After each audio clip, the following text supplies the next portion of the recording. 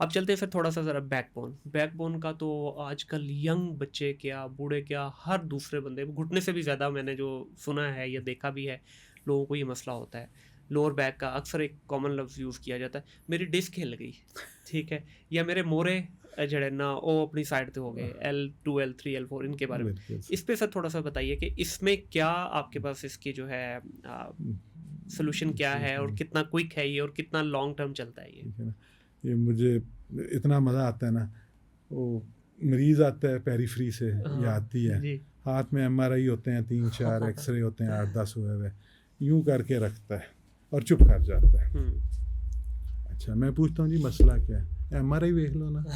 तो मेरा आगे से पता क्या रिस्पॉन्स, मैं कहती MRI रख जाओ, तुसी जाओ, मैनू ट्रीट कर देना। हाँ बिल्कुल ठीक तो है। और फिर वो आके बैठेंगे जी मुझे चौथी 5वीं डिस्क का मसला है, तो मैं कहता हूँ बीबी मैनू सारी उम्र हो गए पढ़ दे, तो मैनू अपनी तकलीफ दस। तो ये हमें बहुत शौक है कि जी हम MRI, और लिटरली अगेन एक पब्लिक सर्विस मैसेज, हमारे यहाँ चूँकि MRI सस्ता है, 15-18 हज़ार में 12 हज़ार में हो जाता है, तो हम डॉक्टर्स ने हमने फैशन बनाया हुआ MRI लिखने का, बिल्कुल ऐसे ही है।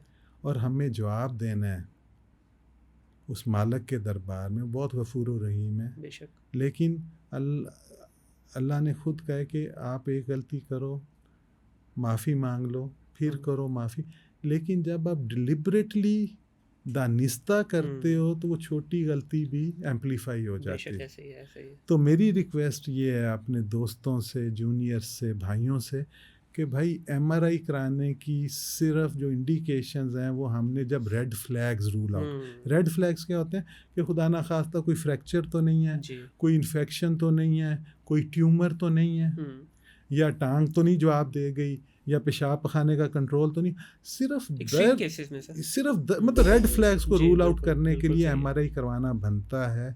हम मेरी जी लच दर्द है, वो यार आप सिर्फ 3 मिनट दो, उससे पूछो जी पीछे जा रही है या साइड पे जा रही है। अगर पीछे जा रही है most likely L5 S1 disc है, साइड पे जा रही है चौथे 5वें वाली डिस्क L4, ठीक है। तो मतलब आपने किस लिए पढ़ा है, आप यहाँ किस लिए बैठे हैं? पेशेंट ने आपकी 4-5-7 हज़ार फीस भर के आया, वो बेचारा किराए की गाड़ी लेके आया आपके पास।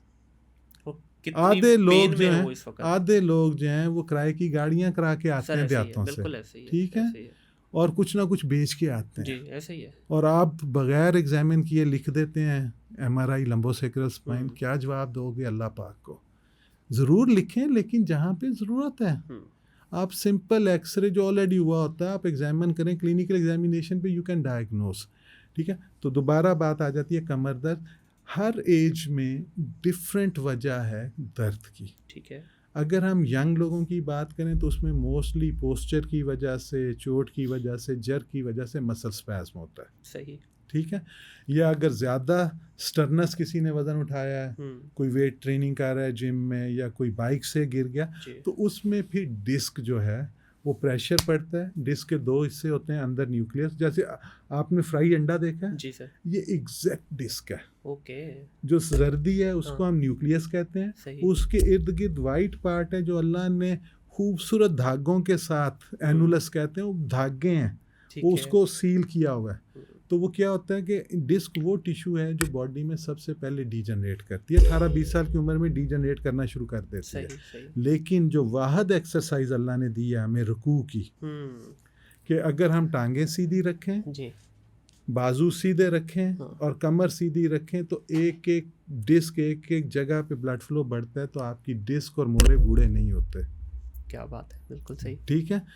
तो वो डिस्क जब डीजनरेट करती है वो सख्त हो जाती है, तो प्रेशर जब पड़ता है तो वो डिस्क का अंदर वाला हिस्सा फाड़ के पीछे जाता है, वहाँ पे वो सोजश और न्यूराइटिस करता है, जिससे जो नस निकल के टांग में जाती वो जब सूजती है तो फिर शाटिका का दर्द होता है।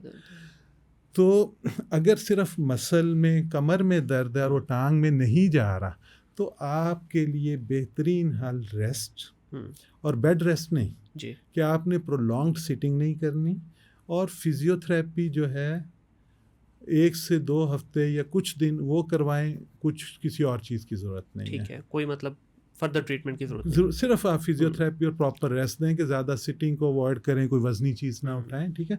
लेकिन अगर दर्द 2 हफ्ते से ज़्यादा हो रही है और दवाई खाने या फिजियो से ठीक नहीं हो रही, फिर आपको प्रॉपर पेन मैनेजमेंट वालों के साथ ठीक है।